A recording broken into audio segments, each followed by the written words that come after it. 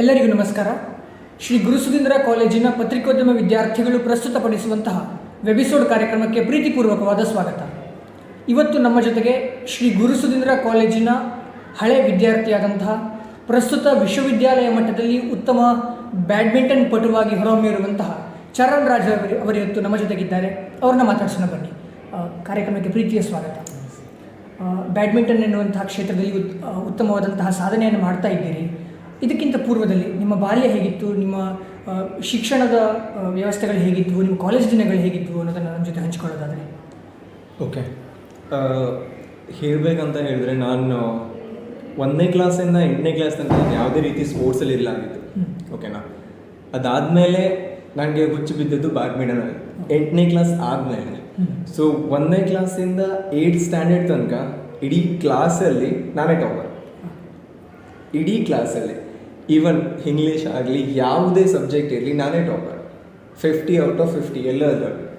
ಅದಾದಮೇಲೆ ನಾನು ಯಾವಾಗ 8th ಬಂದೆ ನೋಡು, 8th ನಾನು ಸ್ಟಾರ್ಟ್ ಆಗಿ ಸ್ಪೋರ್ಟ್ಸ್ ಕರಿಯರ್. ಸೊ ಅವಾಗ ಸ್ಟಡೀಸಲ್ಲಿ ಸ್ವಲ್ಪ ಮೇಲೆ ಕೆಳಗೆ ಆಯಿತು. ಅವಾಗ ಮನೆಯವ್ರಿಗೆ ಸ್ವಲ್ಪ ಬೇಜಾರಾಗುತ್ತೆ, ಬಿಕಾಸ್ ಅವ್ರ ಮೇನ್ ಟಾರ್ಗೆಟ್ ಫೋಕಸ್ ಮಾಡೋದು ಸ್ಟಡಿಯಲ್ಲಿ ಮಾತ್ರ. ಆಯಿತಾ, ಸ್ಪೋರ್ಟ್ಸಲ್ಲೂ ನೀವು ಸ್ಪೋರ್ಟ್ಸ್ನ ನೀವು ಕರಿಯರ್ ಆಗಿ ಚೂಸ್ ಮಾಡ್ಕೊಳ್ಬೋದು ಅಂತ ಅವ್ರಿಗೆ ಅಷ್ಟೊಂದು ಗೊತ್ತಿರಲ್ಲ. ನೀವು ಅದನ್ನು ಅವ್ರಿಗೆ ತೋರಿಸ್ಕೊಡ್ಬೇಕು. See, at the end of the time ಫ್ಯಾಮಿಲಿಗೆ ಮ್ಯಾಟ್ರ್ ಆಗೋದು ನಿಮ್ಮ ಖುಷಿ ಅಷ್ಟೇ. ಅವ್ರಿಗೆ ಏನು ಗೊತ್ತಿರೋದಿಲ್ಲ, ನೀವು ಅವ್ರಿಗೆ ಹೇಳ್ಕೊಡ್ಬೇಕು. ಸ್ಪೋರ್ಟ್ಸನ್ನು ನೀವು ಕರಿಯರ್ ಆಗಿ ಚೂಸ್ ಮಾಡ್ಕೊಳ್ಬೋದು, ಅದರಿಂದ ನಾವು ಲೈಫ್ ಕಟ್ಕೊಳ್ಬೋದು ಅಂತ ನೀವು ನಾನು ಅದನ್ನು ಅವ್ರಿಗೆ ತೋರಿಸ್ಕೊಟ್ಟೆ. ಅದಕ್ಕೆ ಅವ್ರು ನನಗೆ ಸಪೋರ್ಟ್ ಮಾಡಿದರು. ಬಟ್ ಸ್ಟಡೀಸಲ್ಲೂ ಸಪೋರ್ಟ್ ಮಾಡಿದರು. ಬಟ್ ಹೇಳಬೇಕಂತ ಹೇಳಿದ್ರೆ ಅವ್ರದ್ದು ಫಸ್ಟ್ ಪ್ರಿಫರೆನ್ಸ್ ಸ್ಟಡಿನೇ.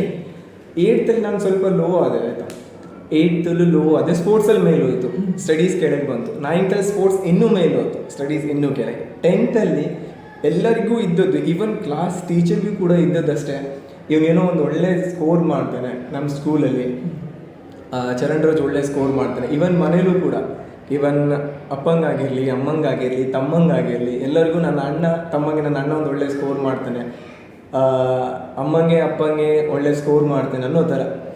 ಯಾವಾಗ ರಿಸಲ್ಟ್ ಬಂತು ನೋಡಿ, ರಿಸಲ್ಟ್ ಬಂದಮೇಲೆ ನನ್ನ ಪರ್ಸೆಂಟೇಜ್ ತುಂಬ ಕೆಳಗೆ, ಈವನ್ 70 ಕೂಡ ಆಗಲಿಲ್ಲ ನನ್ನ ಪರ್ಸೆಂಟೇಜ್, 68. ಕಾರಣ ಒಂದೇ, ಸ್ಪೋರ್ಟ್ಸಲ್ಲಿ ಜಾಸ್ತಿ ಬಿದ್ದಿದೆ, ಅದಕ್ಕೆ ಸ್ಟಡೀಸ್ ಫುಲ್ ಕೆಳಗಡೆ. ಅದಾದಮೇಲೆ ಅವರು ಬಿಲ್ಕುಲ್ ನೀನು ಸ್ಪೋರ್ಟ್ಸೇ ಆಡೋದೇ ಬೇಡ, ಕಿತ್ತೋದೇ ಬೇಡ ಅಂತ ಹೇಳಿದ್ರು. ಆದರೂ ನಾನು ಅವ್ರಿಗೆ ಸುಳ್ಳೆಲ್ಲ ಇಲ್ಲ ನಾನು ಆಡ್ತೀನಿ ಅಂತ. ನಾನು ಅದಕ್ಕೆ ಬೈಂದೂರು ಕಾಲೇಜ್ನ ಚೂಸ್ ಮಾಡಿದ್ದು. ಬಿಕಾಸ್ ಊರಲ್ಲೇ ಇದ್ರೆ ಎಲ್ಲ ಗೊತ್ತಾಗ್ತದಲ್ಲ, ಸ್ವಲ್ಪ ದೂರ ಹೋಗ್ಬೇಕು, ಅಮ್ಮಂಗೆ ಫ್ಯಾಮಿಲಿಗೆ ಅಂತ ಗೊತ್ತಾಗೋದಿಲ್ಲ, ಅಲ್ಲಿ ನಾನೇ ಮಾಡಿದ್ದು ಕರೆ. ಸೊ ನಾನು ಬೈಂದೂರು ಕಾಲೇಜ್ಗೆ ಹೋಗ್ತಾ ಇದ್ದೆ, ಅಲ್ಲಿ ಕೂಡ ನಾನು ಸ್ಪೋರ್ಟ್ಸಲ್ಲೇ ಇದ್ದೆ.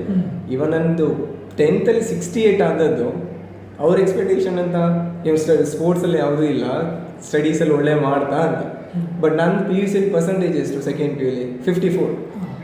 ಅವಾಗ ಅವ್ರಿಗೆ ಗೊತ್ತಾಯ್ತು ಇನ್ನು ಮತ್ತೆ ಸ್ಪೋರ್ಟ್ಸಲ್ಲೇ ಇದ್ದಾನೆ. ಅದಾದಮೇಲೆ ಇನ್ನು ಕಾಲೇಜ್ಗೆ ಹೋಗೋದು ಬೇಡ ಹಾಗೆ ಹೀಗೆ ಅಂತೆಲ್ಲ ತುಂಬ. ನಾನು ಆಮೇಲೆ ತೊಗೊಂಡಿದ್ದು ಈ ಕಾಲೇಜ್. ನಾನು ಈ ಕಾಲೇಜಿಂದ ಕಲ್ತಿದ್ದು ಒಂದೇ, ಸ್ಟಡೀಸ್ನ ಮತ್ತು ಸ್ಪೋರ್ಟ್ಸ್ನ ಯಾವ ಥರ ಮೇಂಟೈನ್ ಮಾಡಬೇಕಂತ ನನಗೆ ಈ ಕಾಲೇಜ್ ಕಲಿಸ್ಕೊಡ್ತು. ಆಯಿತಾ, ನನಗೆ ಈ ಕಾಲೇಜಲ್ಲಿ ಅಡ್ಮಿಷನ್ ಕೊಡಲಿಲ್ಲಾಗಿತ್ತು ನಾನು ಸ್ಟಾರ್ಟಿಂಗಲ್ಲಿ ಬಂದಾಗ, ಬಿಕಾಸ್ ಪರ್ಸೆಂಟೇಜ್ ಕಡಿಮೆ ಆಯಿತು. ನೀನು ಇಲ್ಲಿ ಬಂದರೂ ನಮ್ಮ ಕಾಲೇಜ್ ರೆಪ್ಯುಟೇಷನ್ ಹಾಳು ಮಾಡ್ತೀಯಾ, ನಿಮ್ಮದು ಎಲ್ಲ ಬ್ಯಾಕ್ಲಾಗ್ ಆಗ್ತದೆ, ಮತ್ತು ತುಂಬ ಫ್ಯಾಮಿಲಿದು ದುಡ್ಡೆಲ್ಲ ಇದಾಗ್ತದೆ. ನಾವು ಮಿಡಲ್ ಕ್ಲಾಸ್, ನಾನು ಹೇಳ್ತೀನಿ. ಸೊ ಅಡ್ಮಿಷನೇ ಕೊಡಲ್ಲ ಅಂತ ಹೇಳಿದವರು ಸುಮ್ಮನೆ ಇರಲಿ ಅಂತ ಒಂದು ಸೈನ್ ಹಾಕ್ಕೊಟ್ಟಿದ್ದು. ಆ ಸೈನ್ ನನ್ನ ಲೈಫ್ನ ಚೇಂಜ್ ಮಾಡಿತ್ತು. ಅದಾದಮೇಲೆ ನಾನು ಈ ಕಾಲೇಜ್ ಸ್ಟಾರ್ಟ್ ಮಾಡಿದಾಗ ನನ್ನದು ಸೆಕೆಂಡ್ PU ಪರ್ಸೆಂಟೇಜ್ 54 ಇತ್ತು. ನಾನು ಈ ಕಾಲೇಜ್, ನಾನು ಅದೇ ಹೇಳಿದ್ನಲ್ಲ, ಕಾಲೇಜ್ ನಾನು ಹೆಂಗೆ ಕಲಿಸ್ತು ಅಂತ ಹೇಳಿದ್ರೆ ಸ್ಪೋರ್ಟ್ಸ್ನ ಮತ್ತು ಸ್ಟಡೀಸ್ನ ಹೆಂಗೆ ಬ್ಯಾಲೆನ್ಸ್ ಮಾಡಬೇಕು, ಮ್ಯಾನೇಜ್ ಮಾಡಬೇಕಂತ. ನಾನು ಫಸ್ಟ್ ಟೈಮಲ್ಲಿ ನಂದು ಪರ್ಸೆಂಟೇಜ್ 71, 54 71 ತುಂಬ ಡಿಫ್ರೆನ್ಸ್ ಇದೆ. ಆಮೇಲೆ ನನಗೆ ಗೊತ್ತಾಯ್ತು ಈ ಕಾಲೇಜಲ್ಲಿ ಯಾವ ಥರ ಸ್ಟಡಿ ಮಾಡಬೇಕು, ಹೇಗೆ ಸ್ಟಡಿ ಮಾಡಿದ್ರೆ ಸ್ಕೋರ್ ಮಾಡ್ಬೋದು. ನಂಗೆ ಟಾಪರ್ ಆಗಬೇಕಂತಿಲ್ಲ ಕಾಲೇಜಲ್ಲಿ, ಬಿಕಾಸ್ ನನ್ನ ಮೇನ್ ಟಾರ್ಗೆಟ್ ಸ್ಪೋರ್ಟ್ಸ್. ನನಗೆ ಸ್ಟಡೀಸ್ ಕೂಡ ಮೇಂಟೈನ್ ಮಾಡಬೇಕು. ನೀನು ಸ್ಪೋರ್ಟ್ಸಲ್ಲಿ ಒಂದೇ ಇದ್ಬಿಟ್ಟು ಸ್ಟಡೀಸಲ್ಲಿ ಫುಲ್ ಬ್ಯಾಕ್ಲಾಗ್ ಎಲ್ಲ ಮಾಡಿಕೊಂಡ್ರೆ ನಿಂಗೆ ಯಾರು ಐಡೆಂಟಿಫೈ ಮಾಡಲ್ಲ ಇಡೀ ಕಾಲೇಜಲ್ಲಿ. ನಾನು ನನ್ನ ಜೂನಿಯರ್ಸ್ಗೆ ಯಾರೇ ಇರಲಿ ವಿಡಿಯೋ ನೋಡ್ತಿರೋ ಹೇಳೋದಷ್ಟೇ. ಸೊ ಸ್ಟಡೀಸ್ನು ಮೇಂಟೈನ್ ಮಾಡಿ, GD ಸ್ಟಡೀಸ್ನ. ನಾನು ಅದೇ ಹೇಳ್ತಿಲ್ಲ ಸ್ಟಡೀಸಲ್ಲಿ ಫುಲ್ 0 ಆಗಿ ಅಂತ. ನೋಡಿ, ನಾನು ಕಲ್ತಿರೋದು ಕನ್ನಡ ಮೀಡಿಯಮ್, ಬಟ್ ಇವಾಗ ನಾನು ಇಂಗ್ಲೀಷ್ನ ಮ್ಯಾನೇಜ್ ಮಾಡ್ತೀನಿ. ಅಲ್ಲಿ ಹೋಗ್ಬಿಟ್ಟು ನಾನು ದುಬೈಲಿ ಇವಾಗ ವರ್ಕ್ ಮಾಡೋದು ಆ್ಯಸ್ ಅ ಬ್ಯಾಡ್ಮಿಂಟನ್ ಕೋಚ್ ಆಗಿ. ಸೊ ನನಗೆಲ್ಲ ಈ ಕಾಲೇಜ್ ಕಲಿಸ್ಕೊಟ್ಟಿದೆ. ಸ್ಟಡೀಸ್ನ ಈಗ ಮೇಂಟೈನ್ ಮಾಡಬೇಕು, ಡಿಸಿಪ್ಲಿನ್ ಆಗಿರ್ಬೋದು, ಸ್ಪೋರ್ಟ್ಸಲ್ಲಿ ಈಗ ಅಚೀವ್ ಮಾಡ್ಬೋದು. ನನಗೆಲ್ಲ ನನ್ನ ಸ್ಟಾಫ್ ಮತ್ತು ನನ್ನ ಫ್ರೆಂಡ್ಸ್ ಇರ್ತಾರಲ್ಲ, ಫ್ರೆಂಡ್ ಸರ್ಕಲ್ ಇರ್ತಾರೆ, ಅವರೆಲ್ಲ ತುಂಬ ಸಪೋರ್ಟ್ ಮಾಡಿದ್ದಾರೆ ನನಗೆ. ನನಗಿಂತ ಒಳ್ಳೆ ಆಡೋರು ಇದ್ದಾರೆ ಕಾಲೇಜಲ್ಲಿ, ಹಾಗಂತಲ್ಲ. ಬಟ್ ನನ್ನ ಇಂಟೆನ್ಷನ್ನೇ ಬೇರೆ ಇತ್ತು ಆಯಿತಾ. ಸೊ ನಾನು ಸ್ಪೋರ್ಟ್ಸಲ್ಲೇ ಮುಂದೆ ಹೋಗ್ಬೇಕಂತ ಇಟ್ಕೊಂಡಿದ್ದೆ. ಇವಾಗ ಸ್ಪೋರ್ಟ್ಸಲ್ಲೇ ಕಂಟಿನ್ಯೂ ಮಾಡ್ತಾ ಇದ್ದೀನಿ. ಬ್ಯಾಡ್ಮಿಂಟನ್ ಆಡಬೇಕು, ಅದರಲ್ಲಿ ಮುಂದುವರಿಬೇಕು ಅನ್ನುವಂಥ ಹಲವಾರು ಜನ ಆಸಕ್ತರು ನಮ್ಗೆ ಸಿಗ್ತಾರೆ. ಅವರಿಗೆ ನೀವು ಟಿಪ್ಸ್ಗಳನ್ನು ಕೊಡೋದಾದರೆ ಮತ್ತು ಹೇಗೆ ಪ್ರಾಕ್ಟೀಸ್ ಮಾಡಬೇಕು ಅವುಗಳ ಬಗ್ಗೆ ಹೇಳೋದಾದ್ರೆ ಏನು ಹೇಳಕ್ಕೆ ಇಷ್ಟಪಡ್ತೀರಿ? ನಾನು ಹೇಳೋದಿಷ್ಟೇ, ಯಾರಿಗೆ ಬ್ಯಾಡ್ಮಿಂಟನ್ನ ಕರಿಯರ್ ಆಗಿ ಚೂಸ್ ಮಾಡ್ಕೊಳ್ಬೇಕಂತ ಇದ್ದೀರಲ್ಲ, ನಿಮ್ಗೆ 2 ಆಪ್ಷನ್ ಇರುತ್ತೆ. ಮೊದಲನೇದು ಬ್ಯಾಡ್ಮಿಂಟನ್ ಆ್ಯಸ್ ಎ ಪ್ಲೇಯರ್ ಆಗಿ ನೀವು ಹೊರಹೊಮ್ಮಬೇಕಾಗುತ್ತೆ, ಇನ್ನೊಂದು ಕೋಚ್ ಆಗಬೇಕಾಗುತ್ತೆ. ಸೊ ನನಗೆ ಬ್ಯಾಡ್ಮಿಂಟನ್ ಪ್ಲೇಯರ್ಸ್ ಆಗಿ ಅಷ್ಟೊಂದು ಮುಂದೆ ಹೋಗ್ಲಿಕ್ಕೆ ಆಗಲಿಲ್ಲ ಆಯಿತಾ. ಬಿಕಾಸ್ ಮಿಡಲ್ ಕ್ಲಾಸ್ ಆಗಿರೋದ್ರಿಂದ ನಿಮ್ಗೆ ಗೊತ್ತುಂಟು, ಆರ್ಥಿಕ ಪರಿಸ್ಥಿತಿ ಆಗಿರ್ಬೋದು, ಅದು ಇದು ಅಲ್ಲ ಅಂತ ಅಷ್ಟಾಗಲಿಲ್ಲ.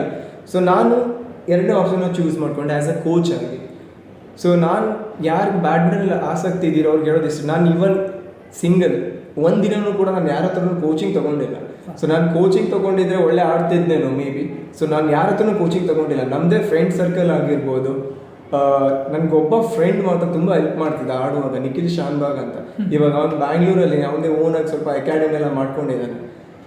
ಈ ವಿಡಿಯೋ ಅವ್ನು ನೋಡ್ತಿದ್ರೆ ನಾನು ಅವ್ನು ಥ್ಯಾಂಕ್ಸ್ ಹೇಳೋಕ್ಕೆ ಇಷ್ಟಪಡ್ತೀನಿ, ನಿಖಿಲ್ ಶಾನ್ಬಾಗ್. ನನಗೆ ಏನೂ ಗೊತ್ತಿಲ್ಲದೆ ಇದ್ದಾಗ ಬ್ಯಾಡ್ಮಿಂಟನಲ್ಲಿ ಇವನ್ ಅವನೇ ಹೇಳ್ಕೊಟ್ಟಿದ್ದು, ಬಿಕಾಸ್ ಅವ್ನು ಕೋಚಿಂಗ್ ತೊಗೊಂಡಿದ್ದ.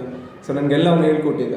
ಸೊ ನಾನು ಹೇಳೋದಷ್ಟೇ, ನಿಮ್ಮ ಕೋಚ್ ಕೂಡ ಬೇಕಂತಿಲ್ಲ. ಯೂಟ್ಯೂಬಲ್ಲಿ 1000 ವೀಡಿಯೋ ಸಿಗುತ್ತೆ. ಬೇಸಿಕ್ಕಿಂದ ಹಿಡಿದು ಅಡ್ವಾನ್ಸ್ ತನಕ ನೀವು ಎಲ್ಲ ಕಲಿಬೋದು ಬ್ಯಾಡ್ಮಿಂಟನ್. ಇವಾಗ ನಮ್ಮದೇ ಕೂಡ ಓನಾಗಿ ಚಾನಲ್ ಇದೆ, ಬ್ಯಾಡ್ಮಿಂಟನ್ ಚಾನಲ್. ನಾನು ಕೋಚಿಂಗ್ ಮಾಡಿರೋದು ವೀಡಿಯೋ ಆಗಿರ್ಬೋದು ಎಲ್ಲ ಅಪ್ಲೋಡ್ ಮಾಡ್ತಾ ಇರ್ತೀನಿ. ಸೊ ನಿಮ್ಮ ಯೂಟ್ಯೂಬಿಂದನೇ ಕಲಿಬೋದು. ಎಲ್ಲ ಇವಾಗ ಆನ್ಲೈನಲ್ಲಿ ಸಿಗುತ್ತೆ, ಸಿಗದೇ ಇರೋದು ಯಾವುದೇ ಇಲ್ಲ. ಇಡೀ ಜಗತ್ತಲ್ಲಿ ನಿಮ್ಗೆ ಏನು ಬೇಕೋ ಎಲ್ಲ ಈವನ್ ಚಿಟಿಕೆ ಹೊಡೆಯೋಷ್ಟಲ್ಲಿ ಮೊಬೈಲಲ್ಲಿ ಸಿಕ್ಬಿಡುತ್ತೆ. ಬ್ಯಾಡ್ಮಿಂಟನ್ ನೀವು ಅಲ್ಲೇ ಹೋಗಿ ಅಕಾಡೆಮಿಗೆ ಜಾಯ್ನ್ ಆಗಿ ಲಕ್ಷಗಟ್ಟಲೆ ಫೀಸ್ ಕಟ್ಟಿ ಕಲಿಬೇಕಂತ ಏನೂ ಇಲ್ಲ. ನಾನು ಈವನ್ ಒನ್ ರುಪೀಸ್ ಕೂಡ ನಾನು ಎಲ್ಲೂ ಯಾವುದೇ ಅಕಾಡೆಮಿಗೆ ಹೋಗಿ ಜಾಯ್ನ್ ಆಗಿ ಫೀಸ್ ಕೊಟ್ಟು ಕೋಚಿಂಗ್ ಕೊಟ್ಟು ಯಾವುದೂ ಮಾಡಿದ್ದಿಲ್ಲ. ನಾನು ಓನಾಗಿ ಕಲ್ತಿರೋದು ನನ್ನ ಲೈಫಲ್ಲಿ ಎಲ್ಲದು. ನಾನು ಹೇಳೋದು ಅಷ್ಟೇ, ಯಾರು ನೋಡ್ತಾ ಇದ್ದೀರಾ ಓನಾಗಿ ಸ್ಟಾರ್ಟ್ ಮಾಡಿ, ಅಟ್ಲೀಸ್ಟ್ ಬೇಸಿಕ್ ಆಗಿರ್ಬೋದು ಸ್ಟಾರ್ಟ್ ಮಾಡಿ. ಫ್ರೆಂಡ್ ಸರ್ಕಲ್ ಇದ್ದರೆ ಒಂದು ಟೀಮ್ ಮಾಡಿ, ಆಡಿ ಪ್ರಾಕ್ಟೀಸ್ ಮಾಡಿ, ಹಾರ್ಡ್ ವರ್ಕ್ ಮಾಡಿದರೆ ತಾನೇ ಸಕ್ಸಸ್ ಸಿಗೋದು. ಹಾರ್ಡ್ ವರ್ಕ್ ಇಲ್ಲಂದರೆ ಏನೂ ಇಲ್ಲ. ನಿಮ್ಮ ಮುಂದಿನ ಯೋಜನೆಗಳೇನು ಅನ್ನೋದನ್ನು ಹೇಳೋದಾದರೆ? ಇದು ನನಗೆ ಇಷ್ಟ ಕ್ವಶನ್ ಅಂದರೆ ಇದೆ. ಮುಂದಿನ ಯೋಜನೆ ಬಗ್ಗೆ ನಾನು ಯಾವತ್ತೂ ಪ್ಲ್ಯಾನ್ ಮಾಡಲ್ಲ. ಸೊ ಹೇಗಂತ ಹೇಳಿದ್ರೆ ನಾನು ಹೇಳ್ತೀನಿ, ನಾನು ಯಾವಾಗಲೂ ಹೇಳ್ತೀನಿ, ನನ್ನ ಜೂನಿಯರ್ಸ್ ಯಾರಾದರೂ ಕೇಳಿದರೆ, ನನ್ನ ಮನೇಲಿ ಏನಾದರೂ ಕೇಳಿದರೆ, ನನ್ನ ಕಸಿನ್ಸ್ ಯಾರಾದರೂ ಕೇಳಿದರೆ, ನಿಂದೆಂತ ಮುಂದೆ ಪ್ಲ್ಯಾನ್ ಅಂತಂತ ಕೇಳ್ತಾರೆ. ನಾನು ಎಲ್ಲರಿಗೂ ಹೇಳೋದಷ್ಟೇ, I don't have any particular plan ಆಯಿತಾ. ಸೊ ಫಾರ್ ಎಕ್ಸಾಂಪಲ್, ಇವಾಗ ನಾನು ಬ್ಯಾಡ್ಮಿಂಟನ್ ಕೋಚ್ ಆಗಬೇಕಂತ ನನ್ನ ಪ್ಲ್ಯಾನ್ ಇರಲಿಲ್ಲ, ನಾನು ಸ್ಪೋರ್ಟ್ಸಲ್ಲಿ ಹೋಗ್ಬೇಕಂತ ಇತ್ತು. ಸೊ ನಾನು ಈ ಕಾಲೇಜ್ ಜಾಯ್ನ್ ಆಗಬೇಕಂತ ಪ್ಲ್ಯಾನ್ ಇರಲಿಲ್ಲ, ಜಾಯ್ನ್ ಆದೆ. ಯೂನಿವರ್ಸಿಟಿಗೆ ಹೋಗ್ಬೇಕಂತ ಪ್ಲ್ಯಾನ್ ಇರಲಿಲ್ಲ, ಜಾಯ್ನ್ ಆಗಿದೆ, ಆಡಿದೆ, ಚಾಂಪಿಯನ್ ಆದ್ವಿ first year, second year, final year ತನಕ. ಅದಾದಮೇಲೆ ನಾನು ಬ್ಯಾಂಗ್ಳೂರಲ್ಲಿ ವರ್ಕ್ ಮಾಡಿದೆ ಆ್ಯಸ್ ಎ ಕೋಚ್ ಆಗಿ. ನನಗೆ ಈವನ್ ಏನೂ ಗೊತ್ತಿರಲಿಲ್ಲ, ನಾನು ಬ್ಯಾಡ್ಮಿಂಟನ್ ಪ್ಲೇಯರ್ ಆಗಿತ್ತು ಅಷ್ಟೇ. ಕೋಚ್ ನಾನೆಲ್ಲ ಬೇಸಿಕ್ಕಿಂದ ಕಲ್ತಿರೋದು. ಸೊ ನಂದು ಏನಂತ ಹೇಳಿದ್ರೆ, ನನ್ನ ಲೈಫಲ್ಲಿ ಯಾರಿಗೂ ಯಾವತ್ತೂ ಒಂದೇ ಏಮ್ ಇರಬಾರ್ದು. ಸೊ ಫಾರ್ ಎಕ್ಸಾಂಪಲ್, ಒಂದೇ ಏಮ್ ಇದ್ದರೆ, ನಂಗೆ ಬ್ಯಾಡ್ಮಿಂಟನ್ ಕೋಚ್ ಆಗಬೇಕಂತ ಒಂದೇ ಏಮ್ ಇತ್ತು ಅಂತ ಹೇಳಿದ್ರೆ, ನಾನು ಇವಾಗ ಕೋಚ್ ಆದೆ, ಅಲ್ಲೇ ನಾನು ಸ್ಟಾಪ್ ಮಾಡಿಬಿಡ್ತೀನಿ. ಸೊ ನನಗೆ ಪರ್ಟಿಕ್ಯುಲರ್ ಆಗಿ ಯಾವುದೇ ಒಂದು ಏಮ್ ಇಲ್ಲ. ಸೊ ಯಾವುದೆಲ್ಲ ನನ್ನ ಲೀಸ್ಟಲ್ಲಿ ಇದೆಯಲ್ಲ ಎಲ್ಲದನ್ನೂ ಹೊಡಿತಾ ಹೋಗ್ಬೇಕು. ತುಂಬ ಲೀಸ್ಟ್ ಇತ್ತು, ಎಲ್ಲ ಹೊಡೆದಾಕಿದ್ದೀನಿ. ಇವಾಗ ಕೋಚಲ್ಲಿ ಇಟ್ಕೊಂಡಿದ್ದೀನಿ, ಅದಕ್ಕೂ ಮೇಲೆ ತುಂಬ ಲೀಸ್ಟ್ ಇದೆ. ನನಗೆ ಯಾವುದೇ ಆ ಪ್ಲ್ಯಾನ್ ಮಾಡಬೇಕು, ಈ ಪ್ಲ್ಯಾನ್ ಮಾಡಬೇಕಂತ ಯಾವುದು ನನ್ನ ತಲೆಯಲ್ಲಿರಲ್ಲ. ಸೊ ನನಗೆ ಅವಾಗ ಏನು ಥಿಂಕ್ ಬರುತ್ತೋ ಫ್ಯಾಮಿಲಿ ಸಪೋರ್ಟ್ ತೊಗೊಂಡು ನಾನು ಅಚೀವ್ ಮಾಡ್ತೀನಿ ಅಷ್ಟೇ. ತುಂಬ ಅದ್ಭುತವಾದಂತಹ ಮಾತುಗಳನ್ನಾಡಿ ಮಾರ್ಗದರ್ಶನ ಮಾಡಿದಂತಹ ಚರಣ್ ರಾಜ್ ಅವರಿಗೆ ತುಂಬ ಹೃದಯದ ಧನ್ಯವಾದಗಳು. ಇಲ್ಲಿಗೆ ಈ ಕಾರ್ಯಕ್ರಮವನ್ನು ಮುಗಿಸ್ತಾ ಇದ್ದೇವೆ. ನಮಸ್ಕಾರ.